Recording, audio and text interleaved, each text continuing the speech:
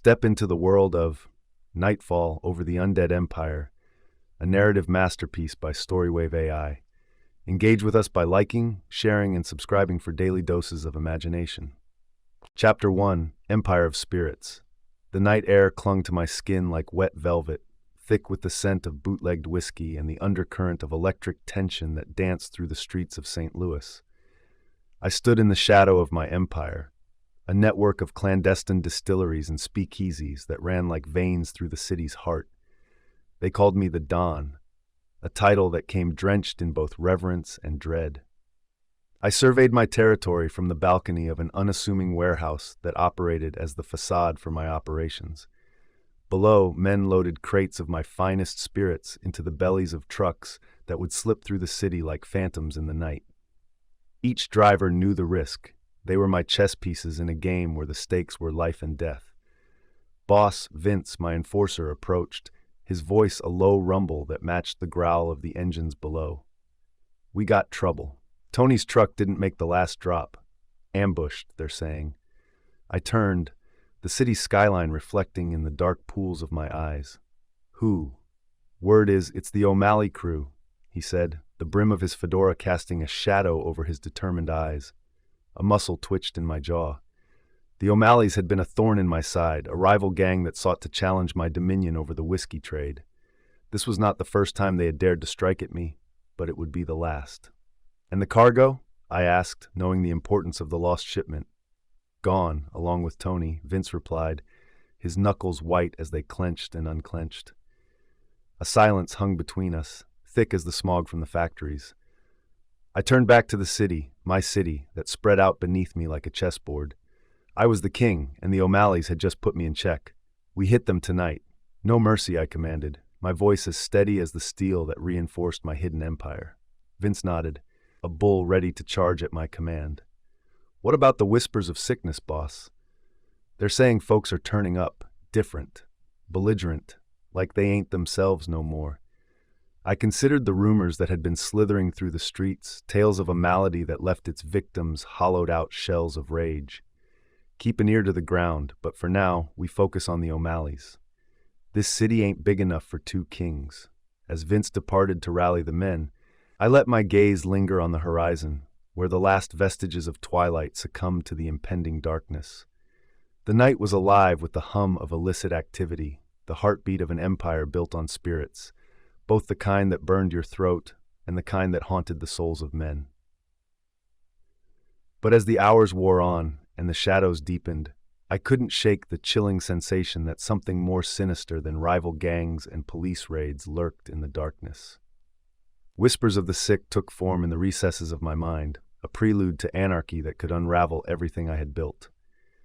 Yet, amid the uncertainty, one truth remained. I was Don Carlucci, master of the whiskey trade, and I would let neither man nor ungodly scourge dismantle the empire of spirits that I had forged in the crucible of prohibition. Let the nightfall come. Let the undead empire rise. I would stand undeterred, sovereign of my dominion, until the very end. Chapter 2, Whiskey and Blood. Vince, I called, my voice steady, betraying none of the fury that raged within. It's time to send a message. Vince Romano, the embodiment of brute force and unwavering loyalty, stood before me, his frame filling the doorway. His presence was a reassurance, the kind one felt when the cavalry arrived. They've overstepped, I continued, my hand idly caressing the mahogany of my desk, polished to a mirror sheen. The O'Malleys think they can take what's ours. It's time they learn their mistake. A glint of savage anticipation flickered in Vince's green eyes. Just give the word, Don. They'll regret crossing you. I nodded, the decision cementing in my heart like concrete. Take out their drivers, burn their stock, let the streets run amber with their failure. Vince's grin was all the answer I needed.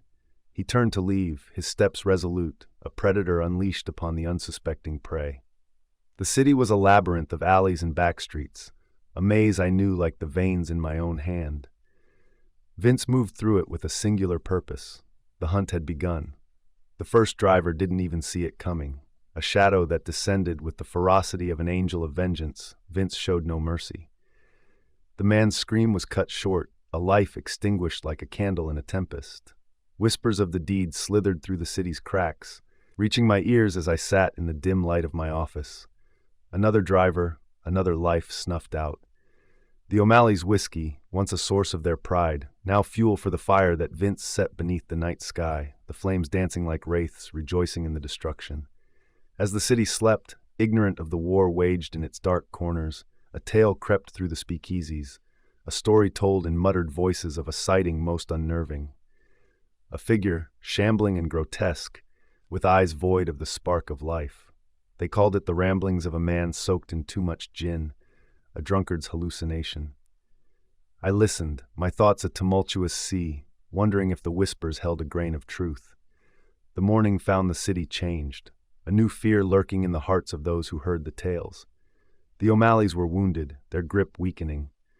But as the sun crested the horizon, casting long shadows over the streets, I claimed as my own. I couldn't shake the feeling that the true enemy was still hidden, biding its time in the darkness.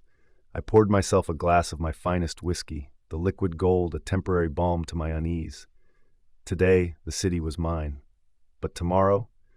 Tomorrow was a chasm of uncertainty, and the undead, whether real or imagined, were a variable I had yet to account for. I would stand vigilant, for I knew that empires fell not just from the might of rivals, but from the collapse within. Chapter 3, A New Kind of Madness. The door creaked open and Vince entered, his usual confidence replaced by a pall of disquiet. "Boss," his voice was a gravelly whisper. "I've seen something. Ain't nothing I've ever seen before." I turned to face him, noting the pallor of his skin and the tightness in his eyes. "Tell me," I said simply. "It was supposed to be a routine hit," he began, his words tumbling out as he paced the room. "But when I got there, the target, he wasn't right." His eyes, they were glazed over, skin paler than moonlight, and he was biting at the air like some rabid dog. I listened, a cold knot forming in the pit of my stomach. "You took care of him?" Vince nodded, but the gesture lacked conviction. "Yeah, but it wasn't easy. He didn't go down like a normal man.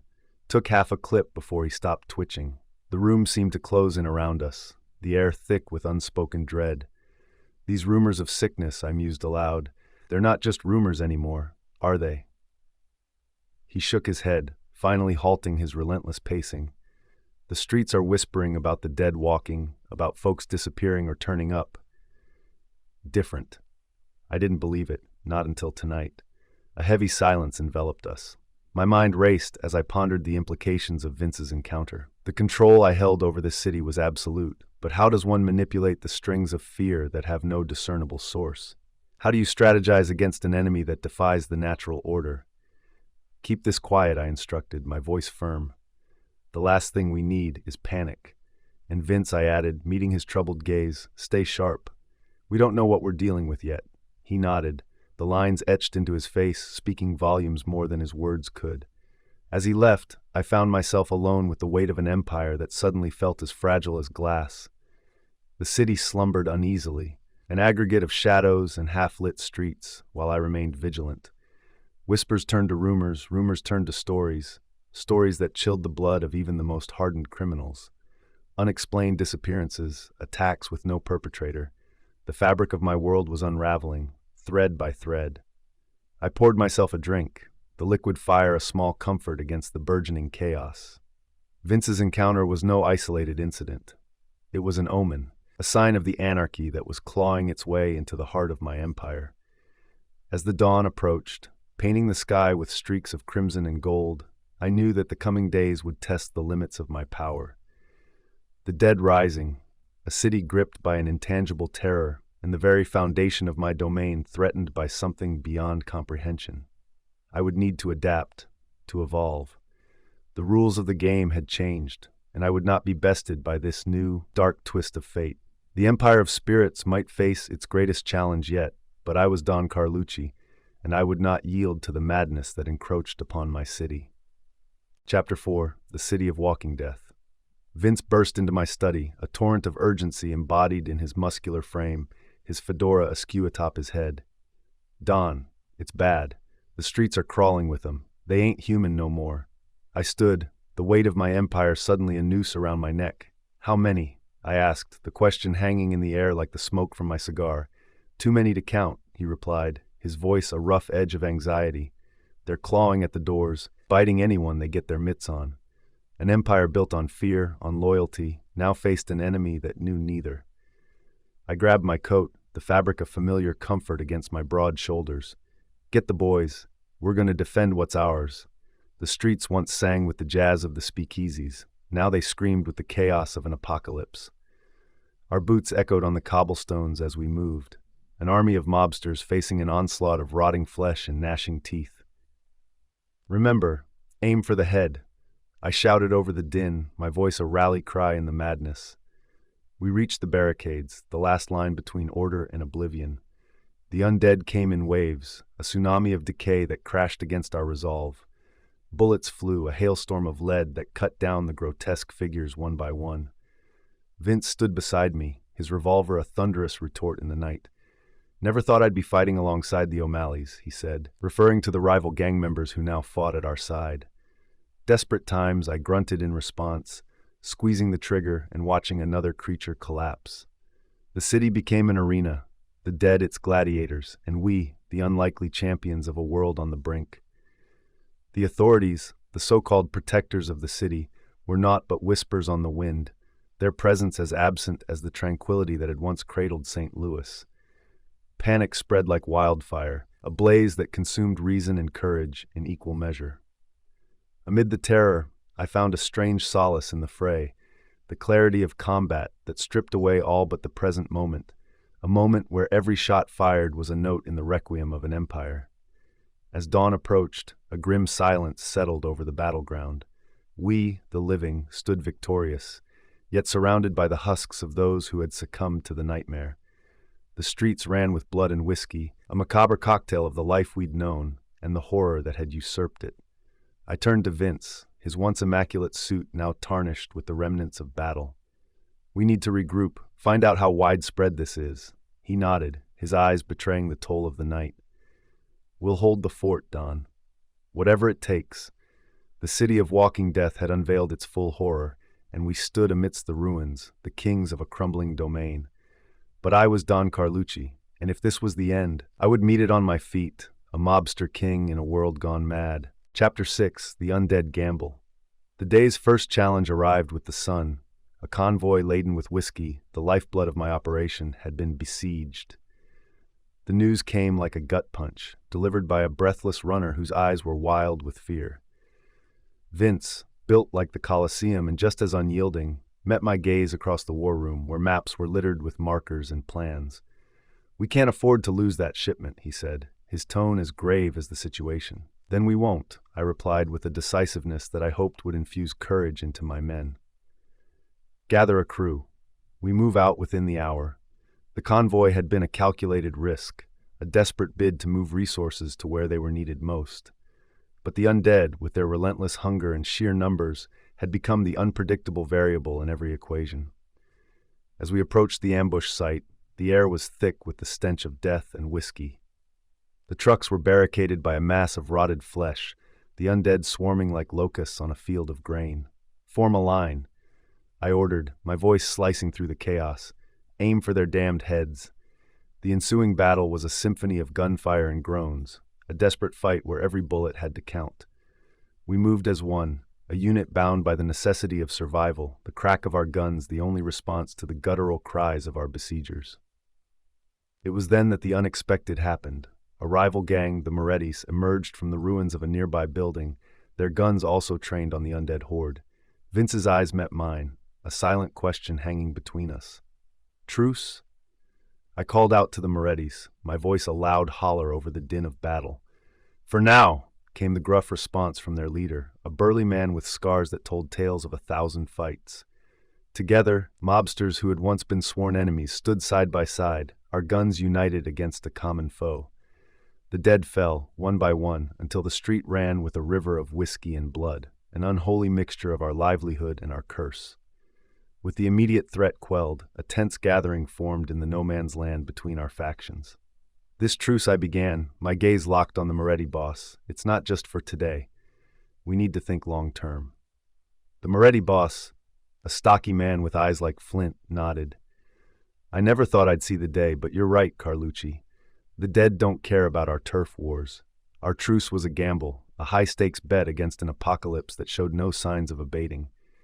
And as we returned to our stronghold, the convoy's precious cargo secured, I couldn't help but wonder if the alliance we'd formed was the first ray of hope or the last gasp of desperation. "Boss," Vince said, breaking the silence as we fortified our barricades, "you think this truce will hold?" I looked at the men working alongside us, their faces etched with exhaustion and resolve. "It has to, Vince. Without it, we're as good as dead." As night descended, casting its uncertain shroud over our empire, I contemplated the road ahead. The Alliance had altered the landscape of power, but the true enemy lay beyond our walls, an undead army that multiplied with the setting of the sun. We were gamblers in a game with the highest stakes, our chips stacked against the relentless tide of walking death. And as I closed my eyes, seeking a moment's respite, I made a silent vow to fight until the very last card was played. Chapter 7. A Shattered Truce. The truce, a fragile thing born out of necessity, had held until it didn't. Former rivals, the Morettis, had stood by our side behind the barricades, but trust was a luxury none of us could afford. It was only a matter of time before the shaky foundations of our alliance would give way. The morning seemed calm, deceptive in its serenity, as I descended the stairs into the belly of our stronghold. Vince was already there, his presence a monolith amidst the chaos. He was speaking in silent whispers with Sal, one of our most trusted men. "Just don't sit right with me, Vin. Why would they share their ammo like that? What's the angle?" Sal's voice was thick with suspicion. Vince turned to me, his brow furrowed. "We got a problem, Don. The Morettis.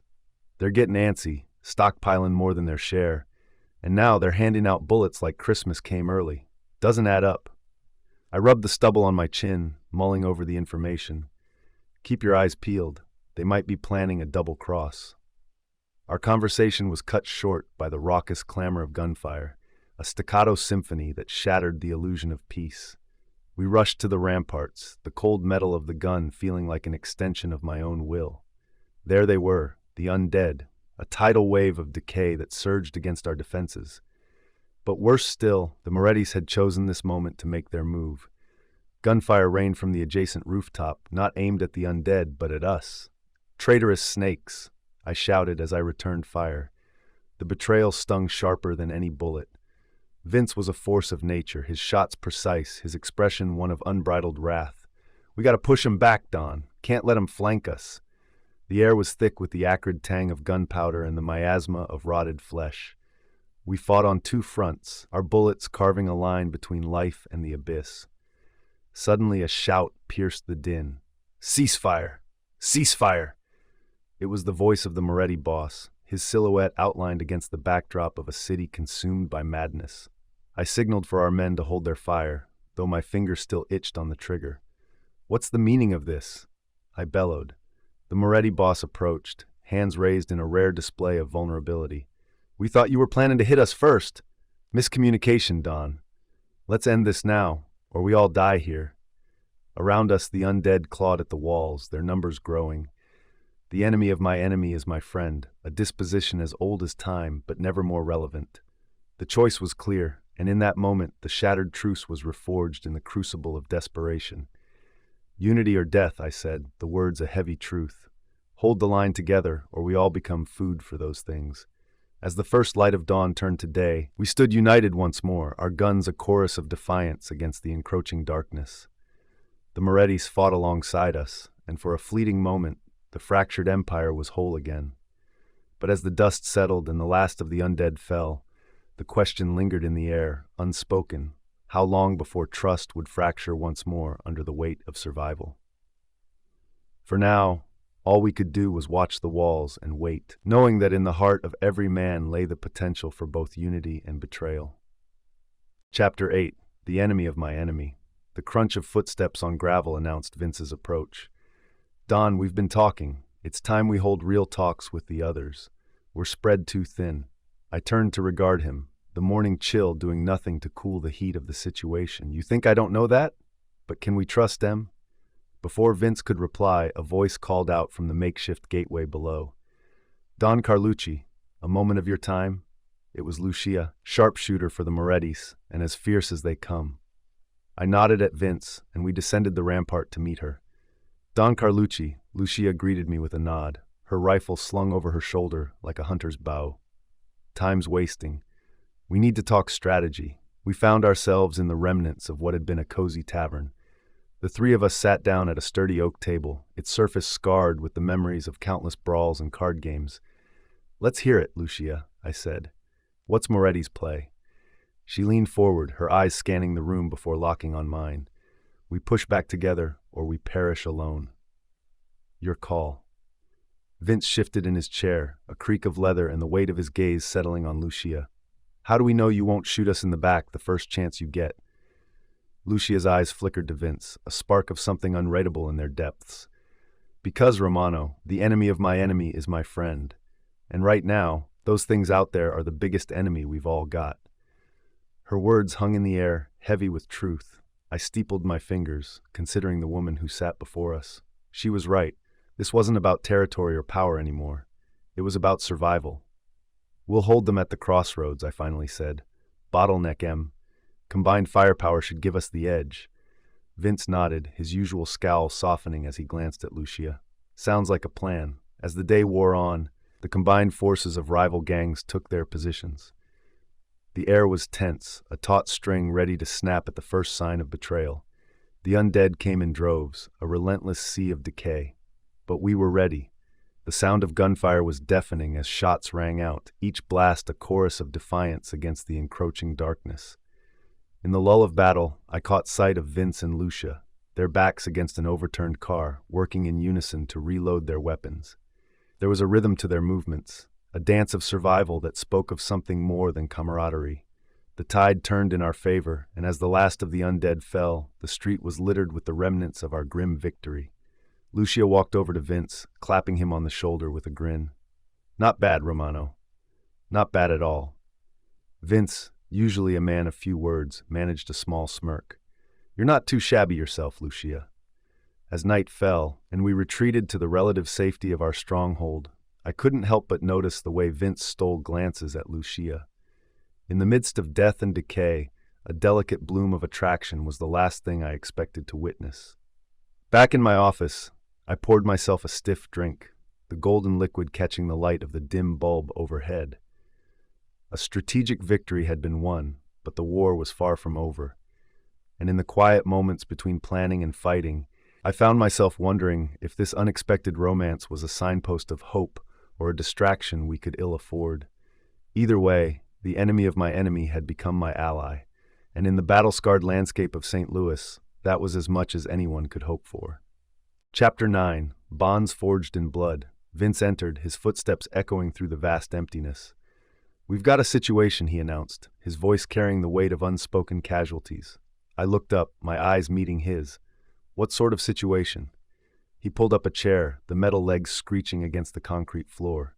"The undead, they're changing, getting smarter, stronger. One of them nearly took out Lucia." My heart skipped a beat at the mention of Lucia, the sharpshooter whose presence had become a steady constant in our ragtag alliance. "How's she holding up?" Vince's face was a mask of concern, shaken but alive. "We can't keep going like this, Don. We need more firepower." The plan was risky, a raid on a nearby National Guard depot that had been overrun early in the outbreak. The promise of military-grade weapons was a siren's call we couldn't ignore. Our survival depended on it. As we assembled the crew, I couldn't help but notice the way Vince's gaze lingered on Lucia. There was a bond forming there, something forged in the crucible of shared blood and battle. It gave me a sliver of hope in these dark times. The depot was a fortress, a concrete monolith that stood silent against the red backdrop of the setting sun. The team was a mix of my men and Moretti's, a declaration to the strange times that had forced former enemies into camaraderie. "All right, listen up." I addressed them, my voice firm and clear. "We get in, we get the weapons, and we get out. No heroics. We move as one." The plan went smoothly at first. We breached the perimeter with practiced ease, the silence of the place a bold demarcation to the chaos of the city. But as we delved deeper, it became apparent that we were not alone. The undead, these new, evolved creatures, were upon us in moments. They moved with a terrifying coordination, their eyes gleaming with a malevolent intelligence. Gunfire erupted, the sound deafening within the enclosed space. I found myself back to back with Nikolai, the Russian whose presence had been an unexpected variable. "I thought you were here to help," I shouted over the din, my gun barking death at the encroaching horde. Nikolai's grin was all teeth. "I am helping, Carlucci. But let's just say I'm keeping my options open." The battle was brutal, and when the dust settled, we were battered, bloodied, but not broken. The depot had been a treasure trove, but the cost had been steep. Faces I'd known, men I'd trusted, lay still among the ruins. It was Vince who found it, amidst the chaos, a vial of something potent, a potential cure. He handed it to me with reverence. This could change everything. But even as we celebrated our small victory, I couldn't shake the feeling of Nikolai's words. His offer of aid was a smokescreen, a ploy to infiltrate our ranks. He was playing a dangerous game, one that I couldn't afford to lose. As we returned to our stronghold, the weight of leadership heavy on my shoulders, I knew that the real battle was just beginning. The undead were evolving, and so too must we. And amidst the betrayals and bloodshed, we had to cling to the fragile bonds that united us, for they were the only thing that might see us through the night. Chapter 10. The Price of Survival. The storeroom's shelves, once laden with cans and boxes, now whispered of desolation with their emptiness. I stood there, hands on my hips, surveying the scant supplies that remained. Beside me, Vince, whose loyalty was the bedrock upon which my trust lay, let out a low whistle. "Don, we're running on fumes here," Vince said, his voice a low rumble in the quiet. "If we don't find more grub soon, it ain't gonna be the dead that do us in." I turned to glance at him, the dim light casting shadows across his furrowed brow. "We'll send out a party at first light," I said. "Scour every nook and cranny if we have to." It wasn't long before the murmurs of discontent coiled through the ranks like a viper among us. Lucia, with her sharpshooter's eyes, caught the mood quickly. "Tension's high," she said, her voice steady despite the undercurrent of urgency. "Folks are getting antsy, whispering about taking their chances out there rather than starving in here." We gathered the leaders in what remained of the bar, the shattered mirror behind it, and evidence to better days. The Moretti boss, a grizzled bear of a man named Marco, slammed his fist on the table. "We're not rats to be trapped in this hole," he barked. I leaned forward, meeting his gaze with a steely resolve. "We're not, Marco. But out there, we're just meat for the horde. In here, we've got a fighting chance." The debate raged on, tempers flaring like the crackle of dry tinder in a flame. It was a powder keg waiting for a spark, and that spark came with the setting sun. The undead came at us like a biblical plague, a writhing mass of decay that surged against the walls of our haven. The air filled with the stench of death and the commotion of battle cries as we mounted the defense. "Positions!" I shouted. "Hold the line." The night was ablaze with gunfire, the flashes illuminating the contorted faces of our relentless foes. We fought shoulder to shoulder, the gang colors of old meaningless in the face of our shared enemy. Vince was a whirlwind of destruction, his shotgun roaring as he stood firm against the onslaught. Lucia moved like a wraith among us, her rifle's report a grim lullaby for the creatures she felled. But even as we held the line, the cost was clear. The ground was littered with the bodies of friend and foe alike, the price of survival etched in blood and loss. In the aftermath, as the first light of dawn crept over the battlefield, Vince approached me, his expression grim. "Don, you need to see this." He led me through the wreckage to a secluded corner where the remnants of a makeshift barricade lay. There, half buried beneath rubble, was a cache of supplies, ammunition, food, medical kits, all bearing the unmistakable mark of Nikolai's operation. The betrayal sliced through the fatigue, a clear sign that the Russian had played us for fools. "He's been hoarding supplies, holding out on us," Vince said, his voice a growl of betrayal. I clenched my jaw, the revelation a bitter pill. "We'll deal with Nikolai," I said, my mind already racing with the implications. "For now, let's get these supplies distributed. We've got mouths to feed and wounds to tend." As I surveyed the remnants of our battered force, a renewed sense of determination took root. The alliance had held, but the true test of our steadfastness was yet to come. With each new sunrise, we would face the horde again, each time paying the steep price of survival. But as long as we stood united, we had a chance to reclaim our city, our lives, and our humanity from the jaws of the Undead Empire. Chapter 11. A Mob Divided. Sal, a man I had trusted like a brother, stood across from me, his silhouette framed by the flickering light of the candles that lined the walls. "Don, the men are talking. They're saying you ain't got what it takes no more. That maybe it's time for some fresh leadership." I kept my face as still as the stagnant air in the room, though my heart thundered like a drum in my chest. "Is that what they're saying, Sal? Or is that what you're saying?" He shifted, his eyes darting away for just a moment before meeting mine once more. "Times are changing, Don. We need someone who's going to make the hard choices." The room seemed to close in around us. The shadows cast by the candlelight danced mockingly upon the walls. I knew then that this was the moment of reckoning. "And who would you propose take my place?" "You." Before Sal could reply, the doors burst open, and Nikolai Volkov strode in, flanked by his own set of brutes, men as cold and ruthless as the Russian winter. "Gentlemen," he said, his voice slicing through the tension, "I believe we can find a solution that benefits us all." Vince stood beside me, his hand resting conspicuously on the butt of his pistol. "Nikolai, ain't nobody here looking for what you're selling." Nikolai's laugh was a hollow sound that bounced off the walls.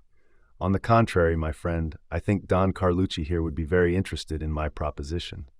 I rose to my feet, the weight of leadership pressing down upon me. "Let's hear it then. Speak your piece." Nikolai took a step forward, his ice-blue eyes fixed on me. "You need protection, Don. Protection I can offer. In return, I take a share of the city. A fair trade, I think." The room became an arena, the air charged with the electricity of a storm about to break. Sal's betrayal, the mutiny in the making, had provided the perfect opening for Nikolai's power play. A tense silence hung between us, every man in the room aware that the next few moments would decide the fate of our tenuous empire. "I don't need your protection, Nikolai," I said, my voice steady despite the turmoil raging within. "And I sure as hell don't need your brand of fair trade." Nikolai's smile never wavered, but the menace in his eyes was clear as day. "Think carefully, Don. You're not the only one who can offer these men what they need." It was then that Vince made his move, a blur of motion that ended with his gun pressed against Sal's temple. "Looks like you're the one who needs protection, Nikolai." The standoff was electric, a high-wire act with no safety net. The men around the room tensed, ready to leap into action at the slightest provocation. Sal's voice was hoarse, strained with the realization of his imminent mortality. "Don, please." I looked at him, at the man who had once stood by my side through thick and thin. "You made your choice, Sal." With a sharp nod from me, Vince pulled the trigger. The sound was deafening, a single note that rang the death knell of the coup. Nikolai backed away, his hands raised in mock surrender. "Very well, Don Carlucci. But remember this, no empire lasts forever." As he left, the weight of his words lingered. I had reasserted control, but at what cost? The mutiny had been quelled, but the fabric of loyalty had been torn, a wound that would not easily heal. I sat back down, the chair creaking under the burden of command. The room was quiet now, save for the soft drip of blood from Sal's chair. My city was a mob divided, and as the dawn crept over the horizon, I knew that the true price of survival was yet to be paid. Chapter 12. Battle for the Speakeasy. Vince, his face smeared with soot and sweat, reloaded his shotgun with hands that had long since stopped shaking. "Boss, we're running low on shells," he said, the click-clack of the shotgun punctuating his words. I peered over the barricade we'd made of overturned tables and splintered chairs. "We'll make do with what we've got. Make every shot count." Lucia, her eyes as sharp as the bullets she fired, chimed in from her perch by the bar. "Don, the traps are set. When those things break through, they'll be in for a surprise." Her voice was the calm before the storm. I nodded, trusting her as much as I did my own instincts. We'd turned the speakeasy into a fortress, the once lively hub of illicit jazz and laughter, now a bulwark against the shambling horror at our door. The first of the creatures stumbled through the entry, its grotesque form silhouetted against the flickering light from the oil lamps. The trap sprung, and the room was bathed in fire, illuminating the horde that pressed behind the first unfortunate. Nikolai emerged from the shadows, his presence like a cold draft. "Quite the spectacle, Carlucci. But how long do you think you can hold out?" I eyed him warily, the taste of betrayal still bitter on my tongue. Longer than you, if I had to guess. He smirked, the gleam in his eye as dangerous as the undead. Perhaps, or perhaps I've made certain arrangements that ensure my survival. The battle raged on, a desperate dance of death and defiance. Vince fought like a man possessed, his shots finding their mark again and again.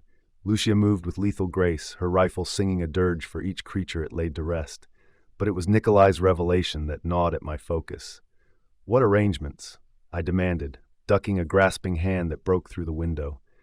Nikolai's laughter was lost in the din. You'll see, Carlucci. When the time is right, you'll see.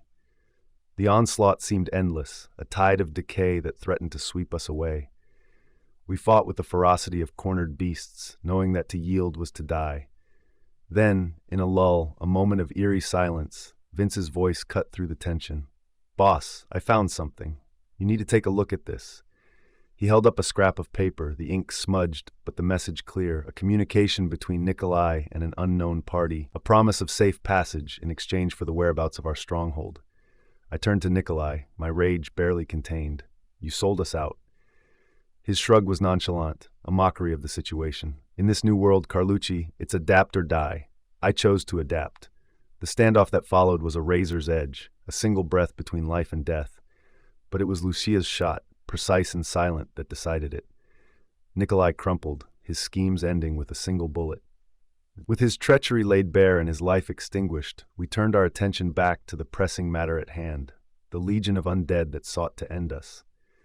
As dawn broke, the speakeasy stood, an attestation to our resolve. The dead lay in heaps at our feet, the silence after the battle as profound as the noise that had preceded it. We had held the line, our sanctuary intact for one more day. But at what cost? Friends and foes lay intermingled in death, and the future was as uncertain as ever. Yet in that moment, we knew one thing.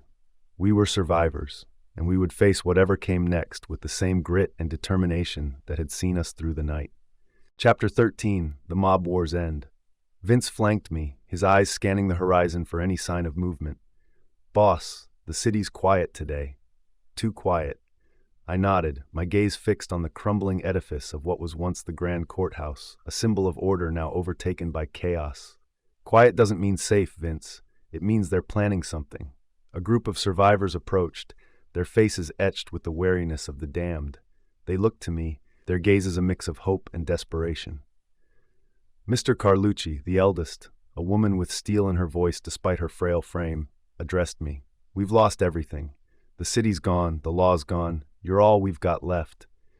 The mantle of leadership weighed heavily on my shoulders. These people needed a leader, and fate had cast me in that role. We'll rebuild, I assured her, my voice firm with a conviction I was still mustering within. But first, we deal with the man who brought this hell upon us. Vince and I made our way through the labyrinth of toppled buildings and desolate streets, tracking the serpent that had slithered into our garden. Nikolai's trail was not hard to follow. The chaos he'd sown was a radar to his whereabouts. We found him in the remnants of his hideout, a distillery that had once produced the vodka he'd peddled as a panacea to the city's woes. The air was redolent with the sour tang of spoiled spirits. Nikolai Volkov, I called out, my voice echoing off the steel vats that lined the walls. Your time has come.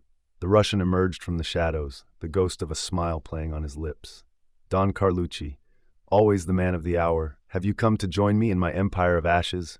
I stepped closer, the rubble crunching underfoot. I've come to end this, Nikolai. Your vodka, your betrayal, it all ends now. Nikolai's laughter was a hollow sound that filled the void of the distillery. My dear Don, you can't stop progress. Even now, the people clamor for my product. It gives them hope, something you've failed to do. Vince's hand twitched near his gun, but a slight shake of my head stayed his intent. This was not to be a gunfight. It was a battle of wills. You give them poison, wrapped in the guise of salvation, I retorted. I offer them truth, the promise of a new beginning. The standoff stretched on, a silent war beneath the din of a broken city. Then, without warning, Nikolai lunged, a knife glinting in his grasp. The scuffle was brief, a dance of desperation. When it was over, Nikolai lay at my feet, the knife that had meant my end, now his own undoing. As I stepped out of the distillery, the survivors gathered, their eyes watching me with a newfound reverence. Vince clapped a hand on my shoulder, a wordless acknowledgement of the path we'd taken. "We'll start anew," I declared to those assembled. "From the ashes of the old, we will forge a future. This city will rise again, and we will rise with it." The road ahead was fraught with uncertainty, but in the hearts of the people, hope flickered, a flame kindled by the promise of order amidst the bedlam. They looked to me, Don Carlucci, not just as a remnant of the past, but as a radar for the future. And as the sun set on the city of St. Louis, its rays illuminating the path before us, I knew that the mob war had ended, but the battle for survival was just beginning. Chapter 14, The Siege of Dead Kings. Vince stood by my side, the brim of his fedora casting a shadow over his steely eyes. "Don, we're down to the last crate of ammo. If we don't push them back soon, we're done for." I looked over the ramparts, the ragged band of mobsters under my command bracing for the onslaught. Then we go out on our own terms. We use the city against them. A murmur of agreement rippled through the ranks. Among us was the scientist, Dr. Adler, a man whose knowledge could be the key to undoing this nightmare. His protection was paramount, his life more valuable than any of our own. "Listen up," I called out, my voice echoing off the broken concrete. "We've got one shot at this. We're going to blow the sewers, flood the streets, and wash these dead kings back to hell." The men nodded, a mix of determination and resignation in their eyes. Lucia, her rifle at the ready, moved to Adler's side. "I've got him, Don," she said. "You just make sure we have a city to save when this is over." I clapped her on the shoulder, a silent thank you for her unwavering courage. "You have my word." The plan was madness, timed explosives placed at strategic points along the sewer lines, a desperate gambit that hinged on precision and a fair bit of luck. We moved swiftly, the undead's moans a constant reminder of our impending doom. As the charges were set, we retreated to our stronghold, the scientist in our midst like a holy relic. Vince and I manned the detonator, the last line of defense against the tide. "Now," I shouted, and Vince slammed his hand down. The ground shook, a concussive symphony of destruction that rippled through the city's underbelly. Water, a deluge of pent-up fury, erupted from the manholes, sweeping the undead away in its angry current. The gambit had worked. For the moment, we had the upper hand. Cheers erupted around us, a raucousness of relief and triumph. But the victory was short-lived. From the chaos, a new threat emerged. Zombies, not washed away but emboldened, their forms slick with the muck of the sewers, advancing with a relentless determination. We opened fire, the chorus of our guns a desperate ballad sung in the key of survival. Bullets whizzed, cutting through the fetid air, finding their marks in the skulls of the encroaching dead. Adler watched, his eyes wide behind his glasses. "The cure," he muttered, almost to himself. "It's almost ready." Lucia stayed close, her aim never faltering. "You just keep working, Doc. We'll handle the choir." The battle raged into the dawn, a night of fire and water, of blood and hope. As the sun rose over the desolation, casting its golden light upon the devastation, the horde lay vanquished, the streets of the city a declaration to the price of our continued existence. Adler emerged, vials of his cure clutched tightly in his hands. "It's done," he announced, his voice barely above a whisper. "It's finally done." The men gathered, their faces haggard but alive with the light of hope. We had won the siege, but the war was far from over. The cure was our new beginning. A promise of a future wrested from the jaws of oblivion. As I looked out over the city, my city, I knew the road ahead would be fraught with challenges. But we had faced the abyss and emerged victorious. We were mobsters no longer. We were guardians of humanity's last flame, ready to lead the way into the dawn of a new era. Chapter 15, Dawn of the Undead Empire. Vince approached, his gait steady as he navigated the debris. "Don," he said, his voice carrying the weight of 1,000 battles, "the cure's working. People are coming back to themselves. It's a whole new day." I surveyed the ragged assembly of survivors, their eyes on me. In their gazes I saw the reflection of a man who had been forged in the crucible of chaos, tempered by loss and hardened by the will to endure. "Today we start anew," I declared, my words not just a proclamation but a vow. "The rules of the old world are dust. We write our own now, and we write them together." A murmur of assent rippled through the crowd, the sound of unity in the face of the abyss. Lucia, her sharpshooter's eyes now softened with the light of hope, stepped forward, cradling a box of vials, the cure that Dr. Adler had sacrificed so much to create. Who would have thought, she mused aloud, that the mob would be handing out salvation instead of bullets? I couldn't suppress a smile at that. Life's funny that way, I replied. We set about the task with a solemnity reserved for sacred rituals. The distribution of the cure became a beamer, a signal fire to all who had hidden in fear that it was safe to emerge, to reclaim what had been lost. The challenges were manifold. The undead were vanquished, but their legacy was a city in ruins, a society upended. Yet, as we toiled, a new order began to take shape, with me, Don Carlucci, at its center, not as a crime lord, but as a leader of people forging a path through the darkness. Boss, Vince called to me one evening as the sun dipped below the horizon, painting the sky with streaks of fire. You ever think we'd end up here?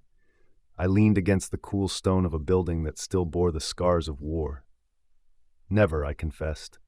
But maybe that's the point. We adapt, we survive, we rebuild. The people of the city, those who had once cowered under the reign of mobsters or the threat of the undead, now looked to me for guidance. In their striving faces, I saw not subjects, but partners in the grand task of resurrection. As night fell and the stars blinked into existence above, I realized that our empire had indeed fallen, only to be reborn from its ashes. And as the new kingpin, the ruler of this changed domain, I knew the road ahead would be fraught with trials. But together, we would walk it, step by uncertain step, into a future uncharted and wild with possibility. The story of our struggle, of the nightfall over the undead empire, would be told in low voices around campfires and in the quiet moments before sleep. It would be a tale of horror and heroism, of the darkest nights giving way to the brightest dawns. And in that telling, the legend would grow, the myth of a mobster who became a monarch, of a city that faced the end of days only to rise, phoenix-like, to greet a new era, an era where the undead were vanquished, and humanity once again dared to dream beneath the watchful gaze of their unlikely champion. The final chapter has closed. We're delighted you spent this time with us on Nightfall over the Undead Empire. StoryWave.ai brings your prompts to life, creating stories that resonate. Don't forget to hit like, share with friends, and subscribe for daily doses of storytelling magic. March 2024. Until next time.